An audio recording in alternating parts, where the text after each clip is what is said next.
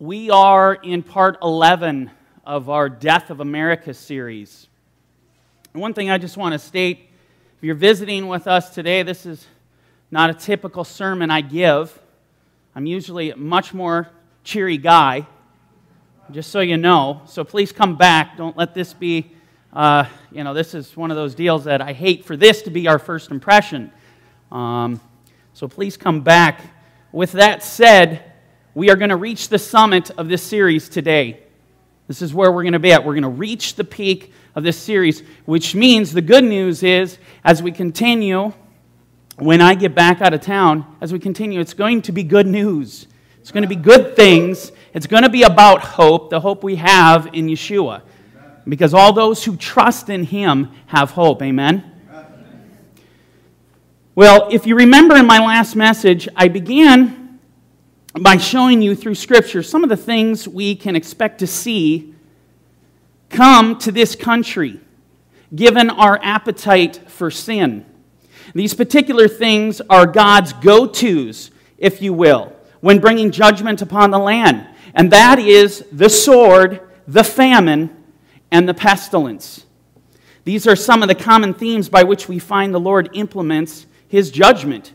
When a nation turns their back against God, these are the things you can expect to come.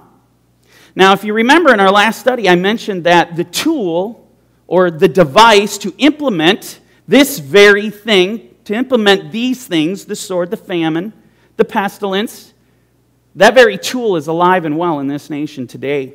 And it's becoming more and more overt with each passing day. What am I referring to? I'm referring to communism. Everywhere you see communism, you are going to see the sword, the famine, and pestilence. These things are inherent in its DNA. This is what it does. This is what the machine of communism does. It produces death and destruction. And you simply just cannot look at our current situation in this nation as though it's totally coincidental that as our appetite for sin has grown, that communism has grown identically right along with it. You cannot write this off as some peculiar coincidence, especially when communism specializes in God's primary forms of judgment, the sword, famine, and pestilence. So today we're going to continue to look at communism and its very real potential of being used by God to bring judgment upon this nation.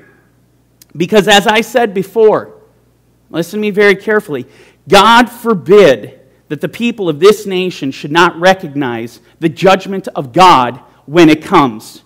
God forbid that they do not recognize the signs that His judgments are coming upon the land. Now, I want to begin today with a video. And this is a very interesting and eye-opening video. The video is actually an interview of a defected KGB agent. And I'm showing you this video for multiple reasons. This is not something I would normally show on Shabbat. This is not a video that we would watch. But understand, there are spiritual dimensions to what is being spoken here, and that's why we're looking at this. And not just that, there's another reason. I want you to see this video. You need to have some perspective on communism and its infiltration in the United States of America. You have to see that what I'm talking about, it's a reality. You need to open your eyes and see it for what it is. You have to wake up. Now, as you watch this video, this is an 11-minute video. Pay very close attention because we're going to be utilizing this video as a springboard for the rest of today's message.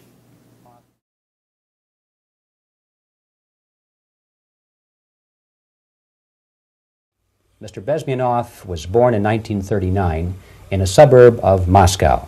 He was the son of a high-ranking Soviet Army officer. He was educated in the elite schools inside the Soviet Union and became an expert in Indian culture and Indian languages. He had an outstanding career with Novosti, which was and still is, I should say, the press arm or the press agency of the Soviet Union. It turns out that this is also a front for the KGB. One of his interesting assignments was to brainwash foreign diplomats when they visited Moscow. and he'll tell us a little bit about how they did this and how they planted information which eventually wound up in the press of the free world. He escaped to the West in 1970 after becoming totally disgusted with the Soviet system, and he did this at great risk to his life. He certainly is one of the world's outstanding experts on the subject of Soviet propaganda and disinformation and active measures. Well, you spoke several times before about ideological subversion. That is a phrase that I'm afraid some Americans don't fully understand. When the Soviets use the phrase ideological subversion, what do they mean by it? Ideological subversion is the process which is legitimate, overt, and open. You can see it with your own eyes. All you have to do, all American mass media has to do, is to unplug their bananas from their ears, open up their eyes, and they can see it. There is no mystery. There is nothing to do with espionage. I know that espionage intelligence gathering looks more romantic. It sells more deodorants through the advertising, probably. That's why your Hollywood producers are so crazy about James Bond type of thrillers. But in reality, the main emphasis of the KGB is not in the area of intelligence at all. According to my opinion and opinion of many defectors of my caliber, only about 15% of time, money, and manpower is spent on espionage as such. The other 85% is a slow process which we call either ideological subversion or active measures, активные мероприятия in the language of the KGB, or psychological warfare. What it basically means is to change the perception of reality of every American to such an extent that despite of the abundance of information, no one is able to come to sensible conclusions in the interests of defending themselves, their families, their community, and their country. It's a great brainwashing process which goes very slow, and it's divided in 4 basic stages. The first one being demoralization. It takes from 15 to 20 years to demoralize a nation. Why that many years? Because this is the minimum number of years which requires to educate one generation of students in the country of your enemy, exposed to the ideology of the enemy. In other words, Marxism-Leninism ideology is being pumped into the soft heads of at least 3 generations of American students without being challenged or counterbalanced by the basic values of Americanism, American patriotism. The result you can see. Most of the people who graduated in the 60s, dropouts or half-baked intellectuals, are now occupying the positions of power in the government, civil service, business, mass media, educational system. You are stuck with them. You cannot get rid of them. They are contaminated. They are programmed to think and react to certain stimuli in a certain pattern. You cannot change their mind, even if you expose them to authentic information, even if you prove that white is white and black is black, you still cannot change the basic perception and the logic of behavior. In other words, these people, the process of demoralization is complete and irreversible. To get rid society of these people, you need another 20 or 15 years to educate a new generation of patriotically minded and common sense people who would be acting in favor and in the interests of United States society. And yet these people who've been programmed and, as you say, in place and Yes. who are favorable to an opening with the Soviet concept, these are the very people who would be marked for extermination in this country? Most of them, yes. Simply because the psychological shock when they will see in future what the beautiful society of equality and social justice means in practice, obviously they will revolt. They will be very unhappy, frustrated people. And the Marxist-Leninist regime does not tolerate these people. Obviously they will join the links of dissenters, dissidents. Unlike in present United States, there will be no place for dissent in future Marxist-Leninist America. Here you can get popular like Daniel Ellsberg and filthy rich like Jane Fonda for being dissident, for criticizing your Pentagon. In future, these people will be simply squashed like cockroaches. Nobody is going to pay them nothing for their beautiful, noble ideas of equality. This they don't understand, and it will be greatest shock for them, of course. The demoralization process in the United States is basically completed already. For the last 25 years. Actually, it's overfulfilled, because demoralization now reaches such areas where previously not even Comrade Andropov and all his experts would even dream of such a tremendous success. Most of it is done by Americans to Americans, thanks to lack of moral standards. As I mentioned before, exposure to true information does not matter anymore.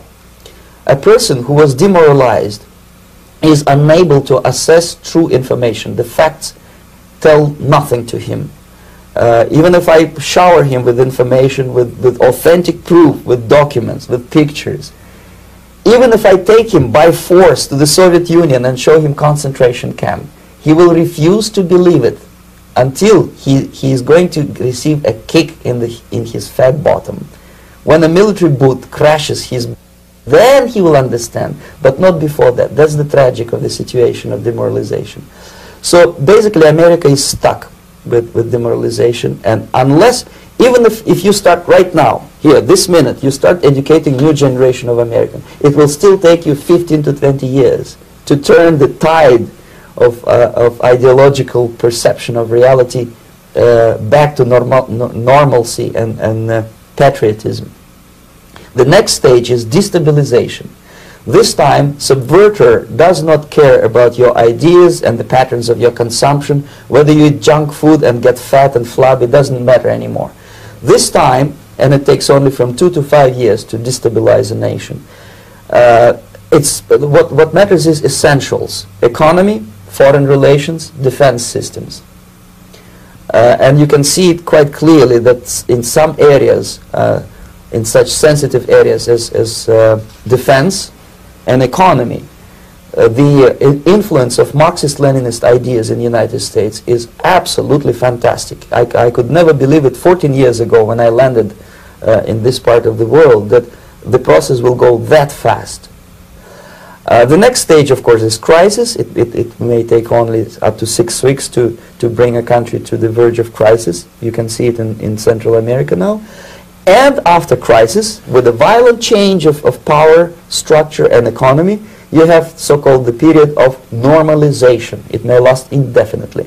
Normalization is a cynical expression borrowed from Soviet propaganda. When the Soviet tanks moved into Czechoslovakia in '68, Comrade Brezhnev said, "Now the situation in brotherly Czechoslovakia is normalized." This is what will happen in the United States if you allow all these schmucks to bring the country to crisis, to promise people all kind of goodies and the paradise on earth, to destabilize your economy, to eliminate the principle of free market competition, and to put a big brother government in Washington, D.C., with benevolent dictators like Walter Mondale, who will promise lots of things, never mind whether the promises are fulfillable or not. He will go to Moscow to kiss the bottoms of new generation of Soviet assassins. Never mind. He will create false illusions that the situation is under control. Situation is not under control. Situation is disgustingly out of control. Most of the American politicians, media, and educational system trains another generation of people who think they are living at a peacetime. False. The United States is in the state of war, undeclared total war against the basic principles and the foundations of this system. And the initiator of this war is not Comrade Andropov, of course. It's the system.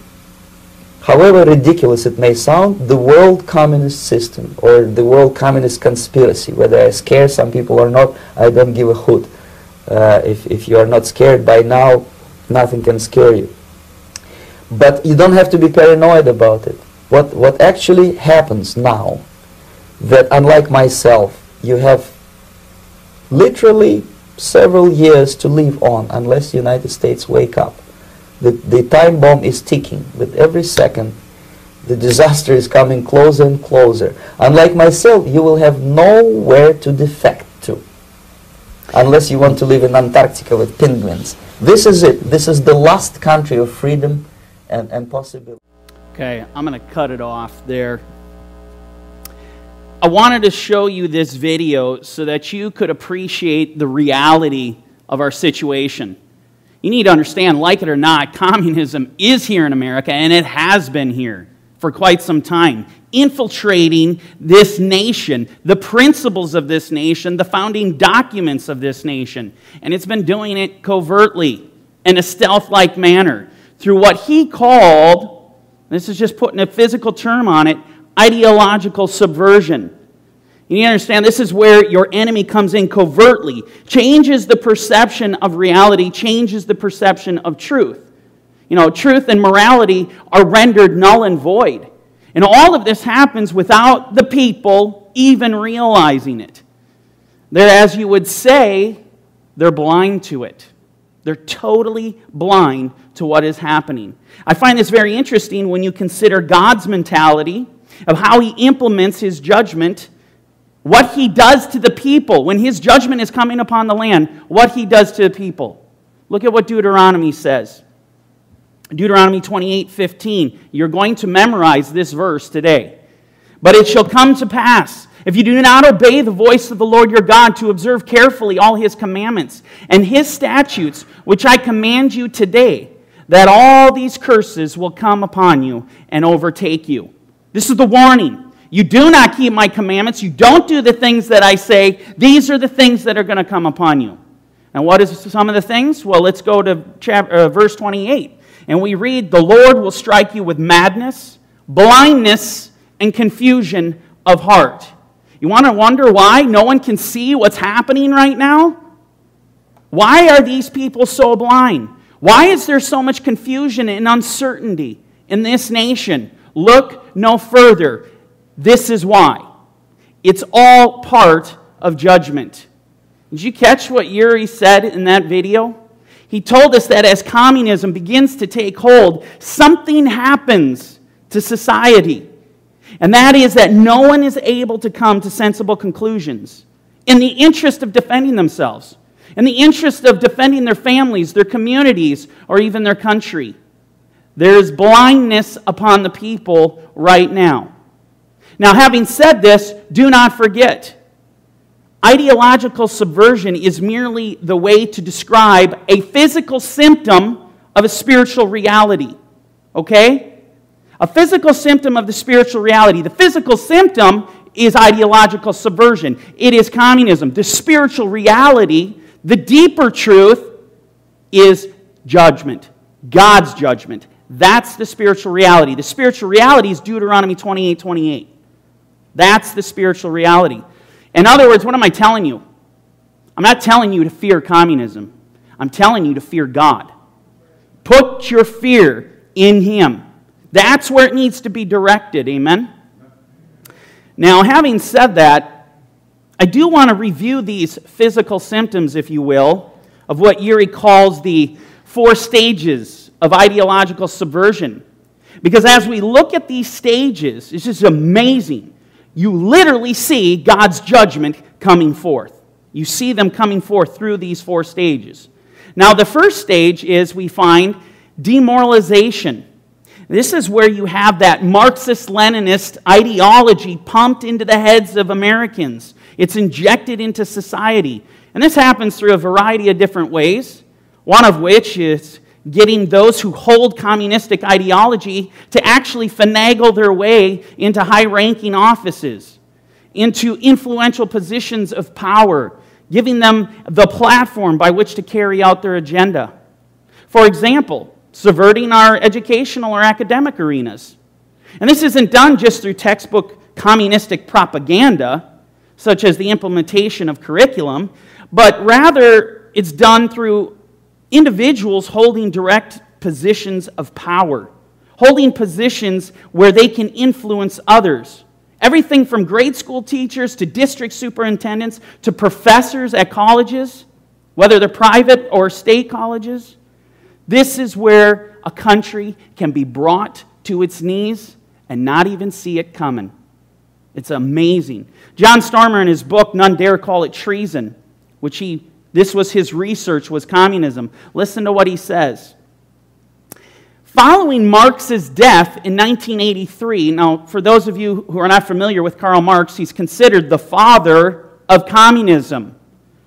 He had a vision of a utopia in which society should be. This is Karl Marx. This is the Communist Manifesto. So he alludes to his death in 1883. His theories were made a world force by two developments. They were the rise of the Fabian Society in England and Lenin's Bolshevik movement. In other words, what we have here is Marx, what Stormer's saying here is that Karl Marx had a vision, he had a dream.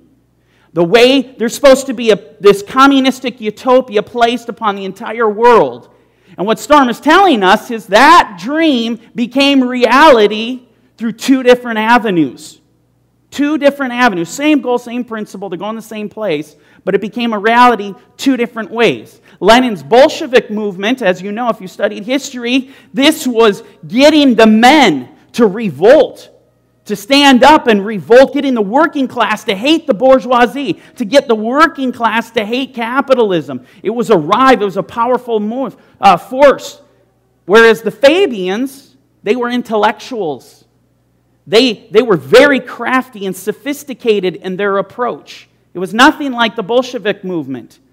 The Fabians wanted to infiltrate by being smarter through colleges, schools, propaganda, holding places of office. They're brilliant. Understand something. The communism of what Yuri was talking about and how it was happening, this ideological subversion, this comes from that British society, from the Fabianistic plan of how to implement communism. Now he continues, and he says, in 1884, a small group of English intellectuals formed the Fabian Society. It was their goal to establish the same classless, godless, socialistic, one-world society envisioned by Marx. Leadership of the group was assumed by Beatrice and Sidney Webb and the Irish author and playwright George Bernard Shaw. We continue. Shaw described himself as a communist, but differed with Marx over how the revolution would be accomplished and by whom. Shaw and the Fabians worked for the world revolution, not through an uprising of the workers, but through indoctrination of young scholars. The Fabians believed that eventually these intellectual revolutionaries would acquire power and influence in the official and unofficial opinion-making and power-wielding agencies of the world. Then they could quietly establish a socialistic one-world order. You need to see something about communism that is mind-blowing. Communism is barely 100 years old. And yet the vision of it, the ultimate vision, is to create a new world order, a one-world government. This is their vision.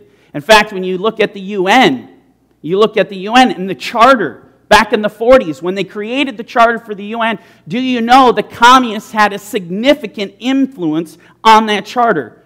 The drafts, they were going to put God, the language of God, in this charter, in the charter of the UN, and the communists came and said no.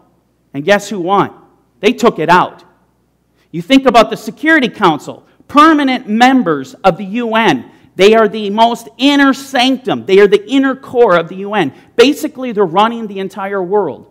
Well, it is interesting when you think of the 5 countries that make up the Security Council. 5 countries.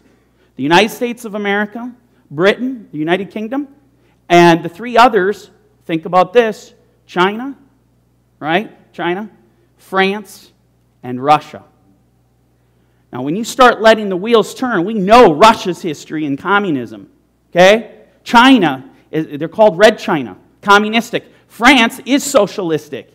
And they're moving in the wrong direction in a very intense manner. And now we see what's happening to this country, this 4th member of the Council, of the Security Council of the UN. We are moving to communism.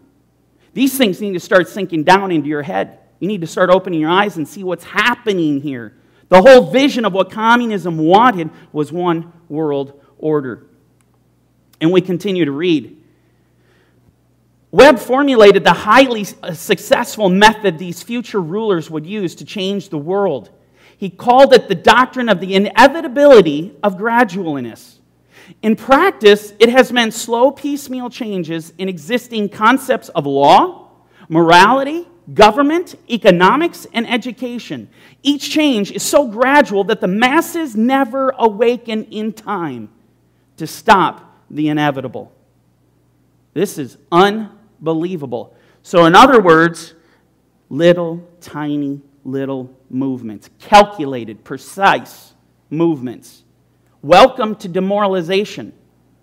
This is an intentionally slow process which is meant to take place so as not to jolt the system. You shock the system, especially in a country like America, it would revolt. We're armed. It would revolt. The Fabians knew that would never work here. They understood that. This is the proverbial frog in the boiling pot of water, right? Now, before I move to stage 2 of this ideological subversion, I want to give you another example of a physical manifestation that is happening right now in this country regarding the reality of God's judgment clearly coming to this nation through communism. There was a book written, which you already saw. This book was called The Naked Communist. This book was written in the late 50s, okay, late 1950s. The gentleman who wrote it, Cleon Skousen, he worked for the FBI. And you know what he did? He studied communism. He studied the innermost sanctums of communism. And in this book, after studying communism over the years, he reveals the secrets. He comes out with this book to reveal the secrets of the Communistic Party. And he actually lists in the book 45 objectives. He lists 45 goals which the Communist Party has and how they will actually attempt to infiltrate the United States of America, how they're going to take it over. And interestingly enough, one of the goals was the following. This is just giving you one example. Emphasize the need to raise children away from the negative influence of parents. Attribute prejudices, mental blocks, and retarding of children to suppress influence of parents. The communist goal is to separate the children from the parents. That's what their goal is. The ultimate goal is to take the children. Total confiscation of the children. You know, you look at communist countries around the world like China and North Korea, communist Russia, whether under Lenin or Stalin, understand something. The children do not belong to the parents. They are the property of the state. The parents can say anything they want. They can have any idea they want in their head of how to rear their children. It's irrelevant.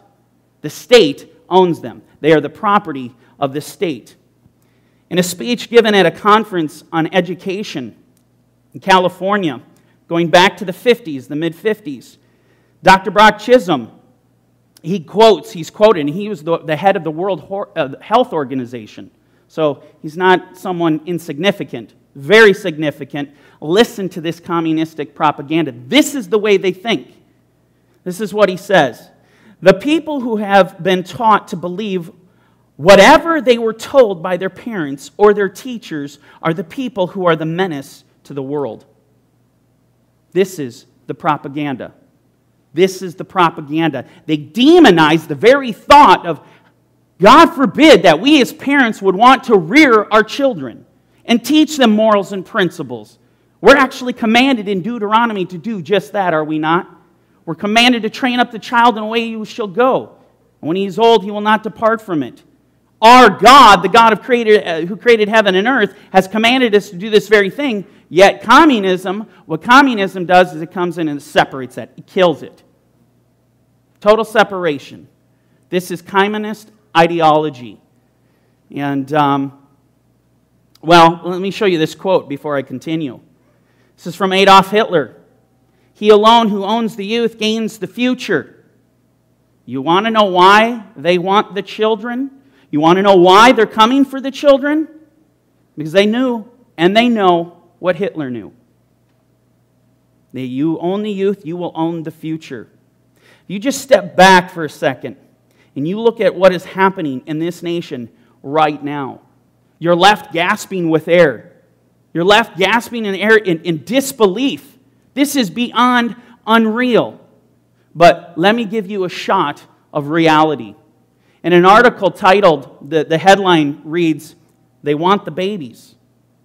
And as we continue, we read this article. It says, at a recent awards dinner held in Stamford, Connecticut, and attended by 230 educators, corporate executives, and civic figures, people were stunned when the recipient of an award from the Child Care Learning Centers of Stanford paraphrased Adolf Hitler. This was just recently. Yes, you heard me right. And you know what? There's a war going on over our children here in America. Developer Robert Cinto, chairman of the William Pitt Foundation, said, "Give me a child when he's 7, and he's mine forever," in his attempt to underscore the need for early childhood education. To add to this outrageous nature of this comment, Cinto later said, "I don't know why anyone was offended. What I wanted to say is we should spend this kind of time and money with children. No one should have been offended."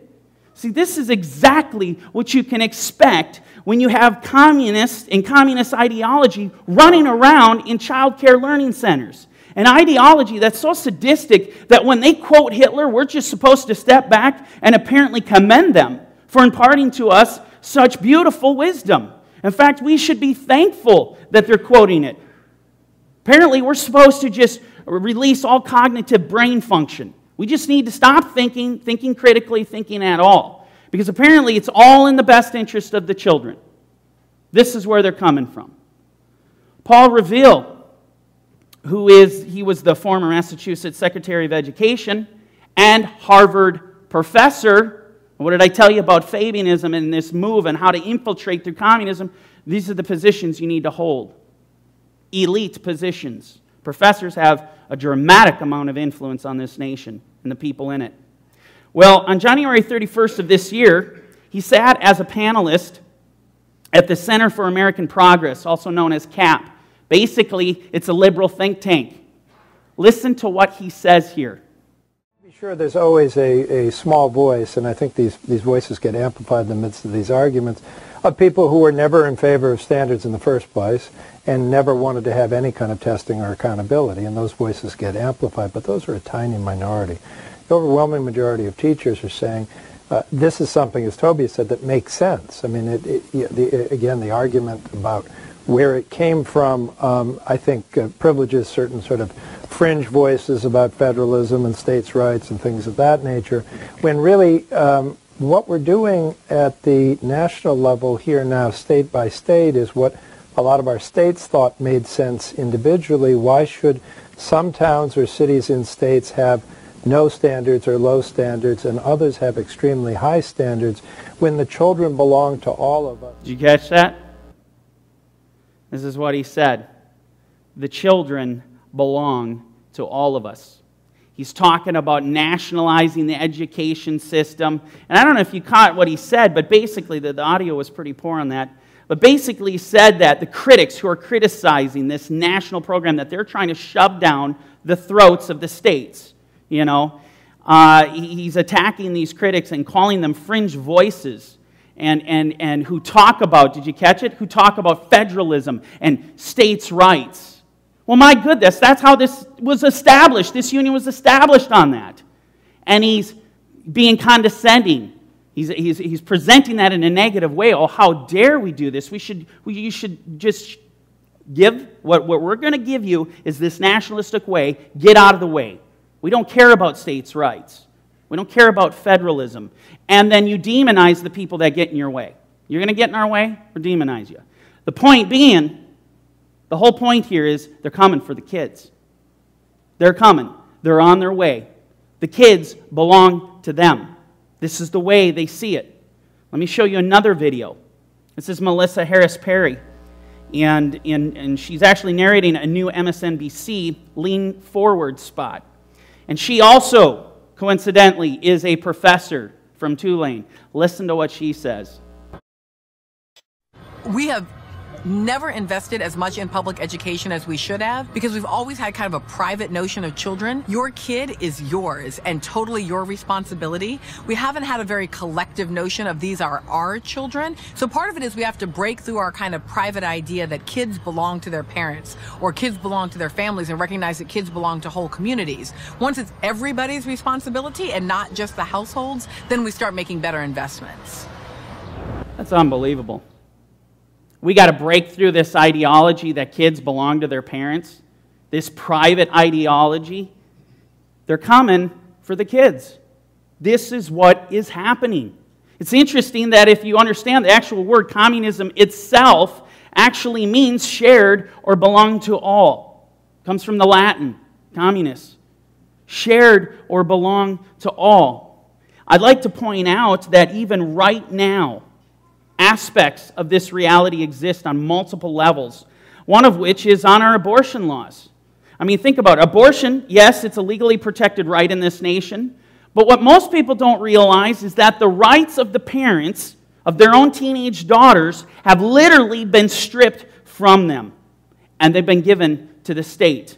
For example, and I took this off, the following I actually took off a Planned Parenthood website, and the statement refers to the regulations regarding abortion in the state of Virginia. Of course, Planned Parenthood cares about our teenage daughters so much, they want to make sure to equip them with this information. And here's what it says. Your state requires that one of your parents be told of your decision 24 hours before your abortion. And this is how most of the states run. You've got to tell your parents what you're doing. Now, what would a parent typically do? Well, a parent who's conservative come in is going to talk sense into their child. But here's what it goes on to say. But a judge or a doctor, other than the doctor who will perform the abortion, can excuse you from this requirement. You do not need to go to your parents. On literally a life or death situation, you're not required. The state has literally come in and separated the parents from their children. Now, they're the property of the state. So this is getting back to those little incremental moves, little by little, stripping the parents of their rights. Let me show you the spiritual application here and why all of this is so terrifying. And it should terrify you. Going back to Deuteronomy 28:15. But it shall come to pass, if you do not obey the voice of the Lord your God, to observe carefully all His commandments and His statutes, which I command you today, that all these curses will come upon you and overtake you. Well, what do these curses look like? Well, let's go to verse 32. Your sons and your daughters shall be given to another people, and your eyes shall look and fail with longing for them all day long, and there shall be no strength in your hand. In other words, the parents are going to lose the rights of their children. Communism, the perfect tool to use to bring God's judgment upon a nation who has turned its back on God. When you look at the Bible, and then you look at what is actually happening in this nation today, the elements of communism are pressing hard upon us. It's too eerie for words. I'll say it again. They're coming for the kids. They want full custody. They don't want to share them with the parents. And you know what? It's actually already happening. This is actually already happening on individual bases all over the country. Let me give you an example, another shot of reality. Here's the headlines. It reads, parents lose custody of teen after seeking second medical opinion. Girl indefinitely detained in psych ward. And then what goes on, we read, a judge has ruled that a Boston teen may continue to be held captive in a hospital and forcibly drugged indefinitely. The tragic series of events began when a doctor discarded an earlier medical diagnosis and declared another, prompting objections from her parents and threats to discharge her from the Boston Children's Hospital to take her to get a second opinion. Well, God forbid that a parent is looking out for the best interest of their child and they want to seek a second opinion when this guy's flip-flopping on medical diagnosis. Here we go on and read. An epic battle of egos ensued, and the hospitals decided that the parents' insolence in challenging the doctor was tantamount to child abuse. Without a trial or having broken a specific law, the girl was stripped from her parents. Custody in the state of Massachusetts has kept her indefinitely detained in a hospital since February 2013. Now what happened is they've been going at it for a year in legal battles. The parents have been fighting them. But how did it turn out? Well, this is how it turned out. We read the headline, Judge awards permanent custody of Justina Pelletier to state. The judge, in a year-long custody battle over a Connecticut teen, has awarded permanent custody to the Massachusetts Department of Children and Families. They're coming for the children. And they're not just coming, but they're taking them. Incrementally, little by little. Now, getting back to our physical manifestation of ideological subversion, we're going to move from our demoralization process to the destabilization process. And what was destabilization? Well, it's a calculated attack. As Yuri said, it's a calculated attack on the economy, foreign relations, and defense systems. These three things are really the basic fundamentals to the destabilizing process. This is how they take over the nation. This is a critical component. This is a critical turn where the heat starts to kick up. And one thing I can tell you for certain, when looking at the economy of this nation, we've reached the edge of the cliff. As I've noted before, there are many economists who are predicting that an economic collapse in this nation, it's imminent. And this coming collapse is thought to be the mother of all collapses, the greatest collapse that this nation has ever seen. We're talking mind-blowing, catastrophic event. In fact, most of these economists actually believe it's going to happen by the end of next year, 2015. And you know what? You don't have to be a soothsayer to see that we are headed for an economic collapse. Our economic policies of just printing money, it's not a product of logic. It's not a product of responsible monetary policy. It's literally destroying this nation's financial system. They're literally destroying the value of the dollar, the fabric of the dollar.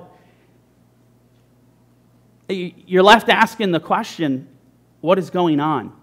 Why pursue economic policies that are only harming our financial stability? Well, there's really only one way to answer that question, and that is they are intentionally doing it. There is only one way to answer that question. It's intentional. Well, what a coincidence. Listen to the following statement by Lenin. This is what he says. The surest way to overthrow an existing social order is to debauch the currency. It's an economic attack. See, Lenin knew a thing or two about overthrowing existing social orders, existing governments, and instituting new ones because he did it. And this is something he understands. Destroy the economy.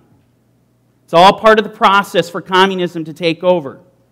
Well, and wouldn't you know it, this is exactly what happens to those that God comes in and judges. Going back to Deuteronomy 28:15.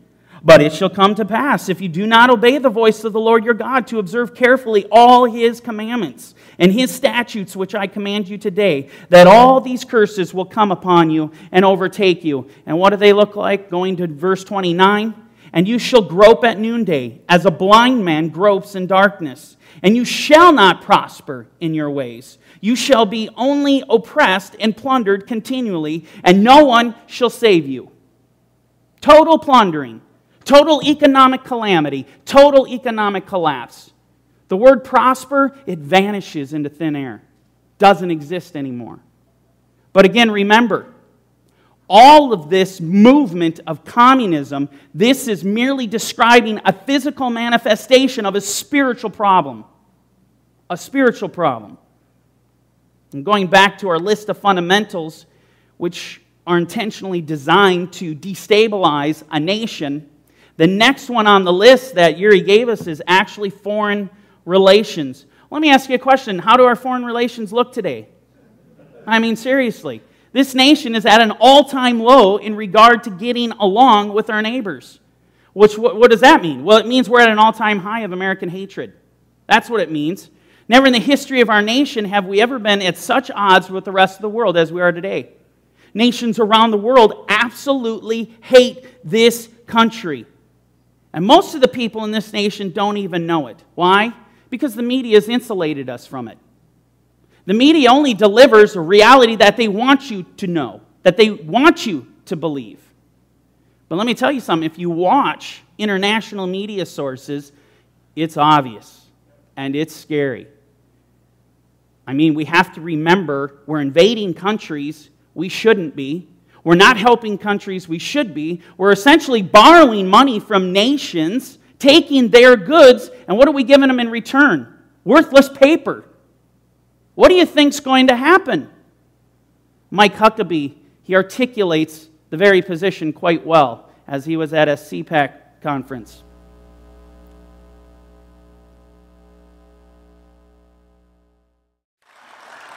I know that the only time that Vladimir Putin shivers is when he has his shirt off in a cold Russian winter. That he's not the least bit worried about what we think of him or what we may pretend that we're going to do to him. The fact is we have unloaded our own guns, and across the world, no one trusts us, no one listens to us, no one respects us, and no one fears us. Here's what else I know. I know that there is not one country on this planet with whom we have a better relationship today than we did 5 years ago. And for all of the bluster that our president gave when he ran for president, telling us how he would play the flute and the snakes would be charmed back into the basket and the world would be a happy and safe place, the snakes are running all over the world today. And there is not one country anywhere with whom we have a better relationship than we did before.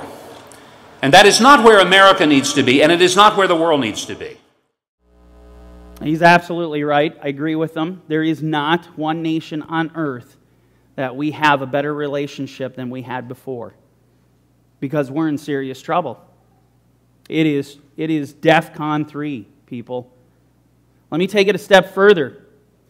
How is our foreign relations with Israel these days? Well, simply put, it's as pretty much short of lobbing bombs over there ourselves, it's as bad as it can get, right? Apparently, we've taken it upon ourselves to attempt to tell Israel when and where their people can live in their own land. Never mind the fact that the God who created heaven and earth, everything in it, gave them the land. I guess we'll forget that component and we'll just tell them when and where they can build and where they can live. If that weren't enough, we now have our Secretary of State attempting to negotiate what they call, in their mind, a peace process. Is simply a euphemism for literally stripping the nation of Israel of its land and dividing the holy city of Jerusalem. Let me tell you something. You want to talk about the death of America and the fact that God is going to bring judgment to this nation? You better look at what's happening, what we're doing to Israel right now, because it's literally a situation of biblical proportions. And this is not a coincidence that America is being literally brought into all of this.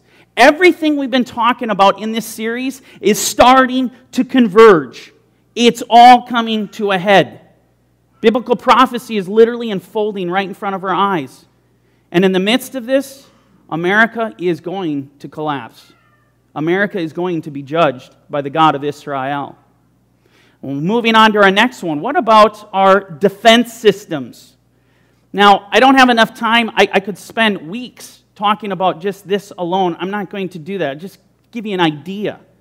I mean, just forget the fact that we're one of the only nations in the world that doesn't have borders.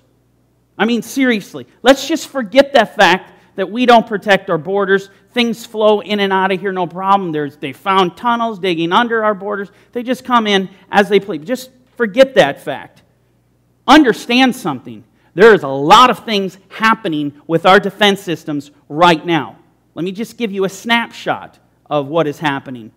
And this was in an article. I'll read it to you out of the Blaze. 9 senior commanding generals have been fired by the Obama administration this year. leading to speculation by active and retired members of the military that a purge of its commanders is underway. When you investigate this further, I could show you article after article, you realize this is exactly what's happening. And we continue. Retired generals and current senior commanders that have spoken with the Blaze say that the administration is not only purging the military of commanders they don't agree with, but is striking fear in the hearts of those still serving. There is a military purging happening right now. There is a reduction of United States military defense systems right now. Things are dramatically shifting in a way this nation has never seen before. We've never experienced anything like this. If I were to mention even some of the stuff that we're talking about in this series 20 years ago, you would have laughed in my face. You would have laughed in my face. Moving forward to stage 3. He mentioned in the video, then you come to crisis. It's a methodical approach to take a nation down. This is where all the work and effort begins to pay off. And the violent change of power, it occurs. Or you could say it's assumed, or you could say it's exercised. Whatever the case may be, the nation experiences a dramatic change at this point. It's a change of structure. It's a change of economy. And if you look at where we're at in this nation right now, this is where we're coming. Any day now, any given day, we could be brought to crisis. And this is where the course of history will change for this nation and for the world. And after that, we come to the last stage, which is the normalization process. Normalization process. You need to understand that this is the settling. And it's not settling as we think of it. This is where the people start to get carted off to labor camps, detention centers. This is where people start dying on a very intense level. And yet, while all this is happening, the situation will be portrayed as though everything is perfectly fine. Everything is under control, when in fact, as Yuri had put it, it's not under control. It's disgustingly out of control, at least from a physical, secular perspective. See, this is the point where the sword and famine laid waste to the land. This is where we will see God's judgment openly, in full force and effect.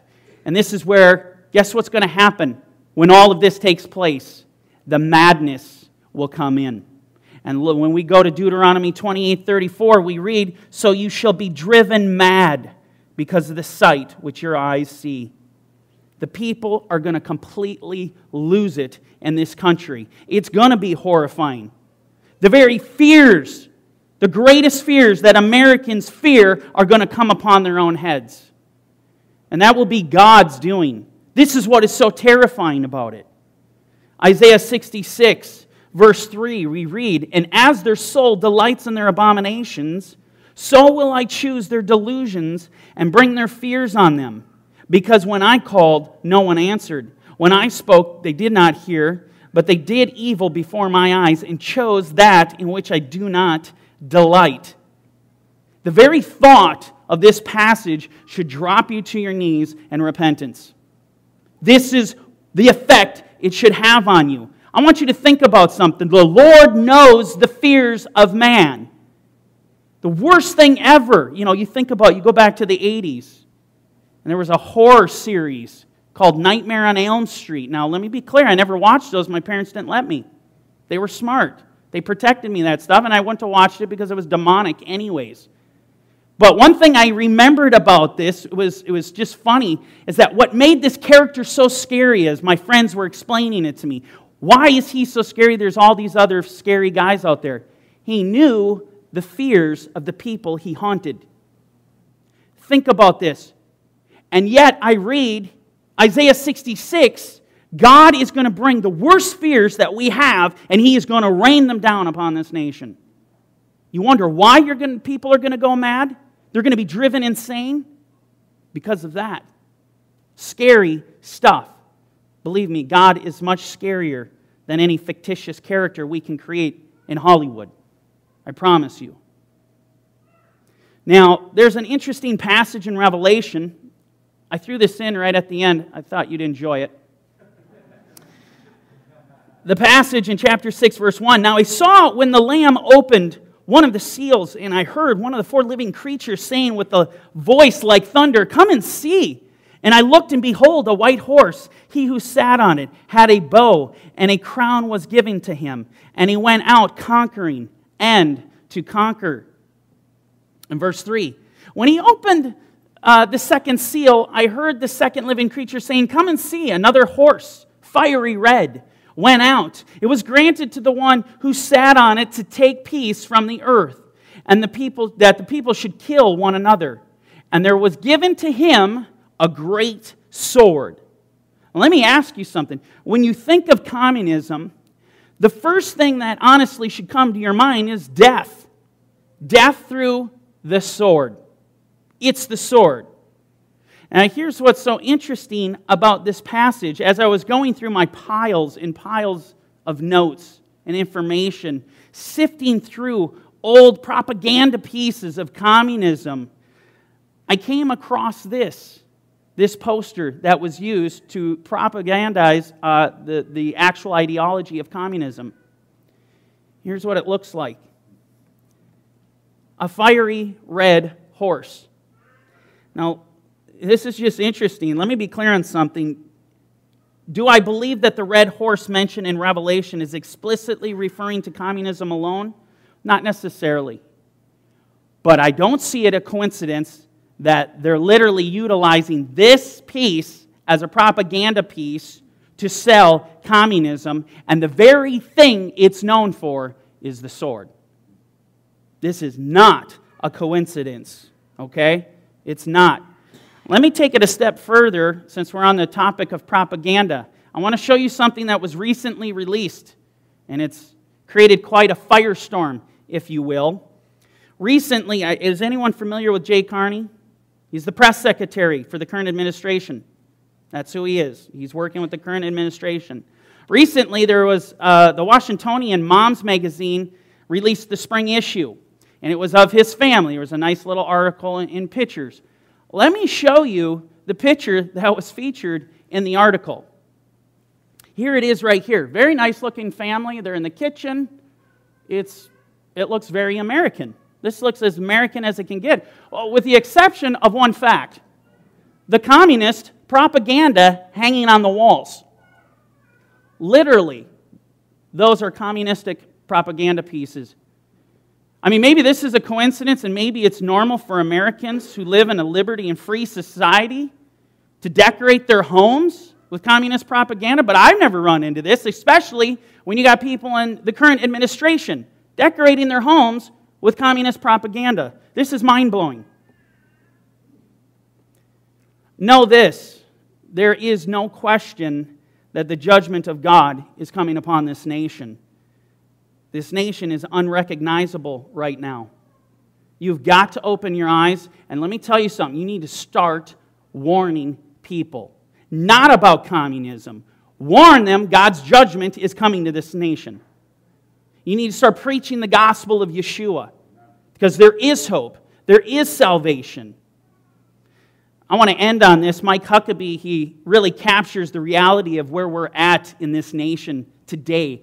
Do we really want an America in which, instead of having free speech, we simply have a few forms of speech that are carefully protected by the radical left? And if you don't agree with them, it's not just that they want to put their voices to be louder, they want to shut yours down. Freedom of speech in this country, that for which those men grabbed those muskets off the mantle, did never mean that we're to have fewer voices, but more voices. It wasn't that we couldn't dissent, it was that we could, whether you agree with the opinions or not.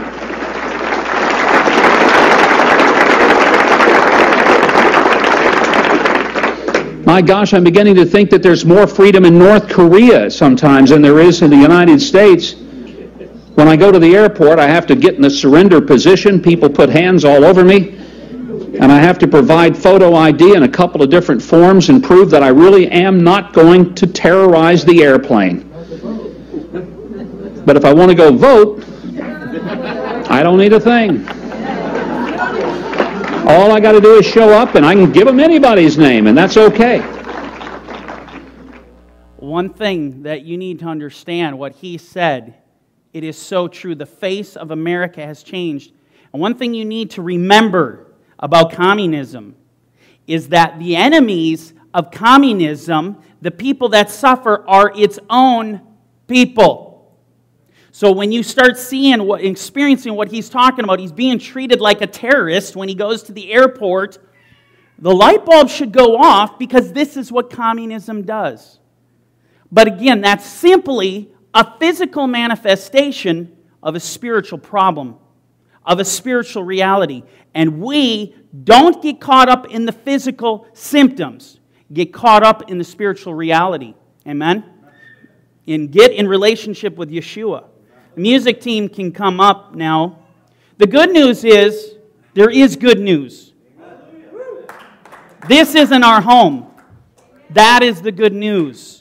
Don't lose heart. Stand fast in faith in Yeshua. Amen?